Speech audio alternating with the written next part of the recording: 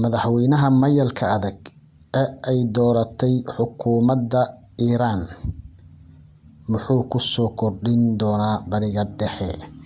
Dagaal noocee ah ayuuse la geli doonaa Sahyuuniyadda Israa'iil? Waa maxay walwalka iyo walaaca iyo walbahaarka ay dowladaha reer galbeedka ka muujinayaan Ra'iisi?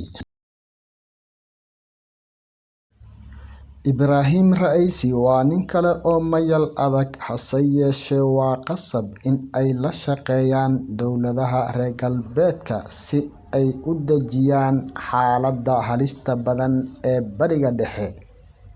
Xukuumadda cusub ee la doortay ee Israa'iil, oo aan khibrad badan u lahayn Iran, ayaa waxay ugu hanjabtay Teheraan in ay ku qaadayso tallaabo milatari kadib dagaalka maraakiibta ee ayaamahan ka socday gacanka Khaliijka, taas oo keentay markab bilyaneer reer Israa'iil ah uu mas'uul ka ahaa in lagu qaaday weerar diyaaradaha aan duuliyaha wadin, taas oo ay ku dhinteen nin Ingiriiska u dhashay iyo nin u dhashay Romania.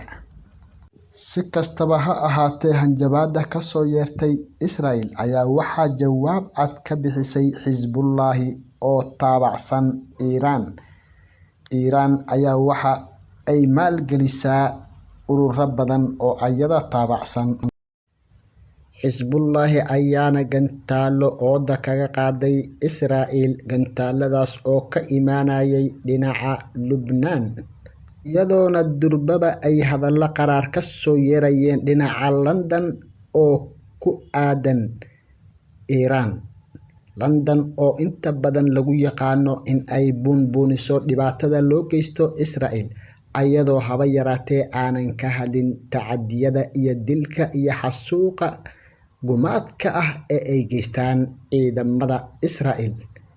Dhanka kale, cabsidii Mareykanka ayaa sii kordhayso ee ku aadanaa heshiiskii nukliyeerka Iran ee Vienna, kaas oo ilaa iyo haatan wada hadalkiisa aanan guul iyo guul la'aan midna ku soo dhammaanin, iyadoona uu madaxweynihii hore ee Iran Xasan Rouhani oo heshiiska qayb ka ahaa uu waqtigiisii dhammaaday, iyadoona hadda uu xilka Talaadadii la wareegay madaxweynaha mayalka adag ee Ibraahim Ra'iisi. Waxaa la soo jeedinayaa in ay Iran hadda awood u leedahay samaysashada hub atomika ah. Tani waa halis ayayna dhaheen dowladaha reer galbeedka. Waqti mugdi leh oo laga dheehan karo Bariga Dhexe, iyo gaar ahaan khilaafka dhinacyada badan leh ee u dhexeeya Iran iyo dowladaha reer galbeedka iyo weliba dowladaha Bariga Dhexe qaarkood oo ay ugu horeyso Israa'iil. Madaxweynaha Iran oo maalintii Talaadada ahayd loo dhaariyay xilka madaxtinimada Iran, una qabatayntii tyrannical ee uu ku soo rogay madaxweynihii hore ee Mareykanka Donald Trump oo dalka halakeeyay ilaa 2018 waa in la qaadaa, ayuu yiri madaxweynaha Iran, laakiin muusan bixinin wax qorshaha oo lagu gaadhayo iyo wax ka baxsan habka tanaasulka.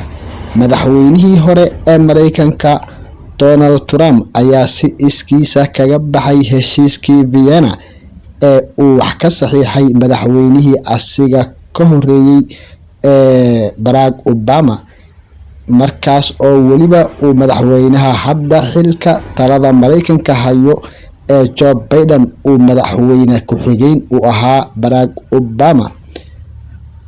Ka bixistii Donald Trump ee heshiiskii Vienna ee hubka nukliyeerka Iran ayaa waxa uu hadda marayaa marxaladii ugu adkeyd, iyadoona Iran ay ka mamnuucday hay-adaha ammaanka dhammaantood in ay wax galaangal ah ku yeeshaan xarumaha hubka nukliyeerka ee Iran, taas oona hadda qarow ku riday Sahyuuniyadda Israa'iil kadib markii ay Mareykanku caddeeyeen in ay awoodaan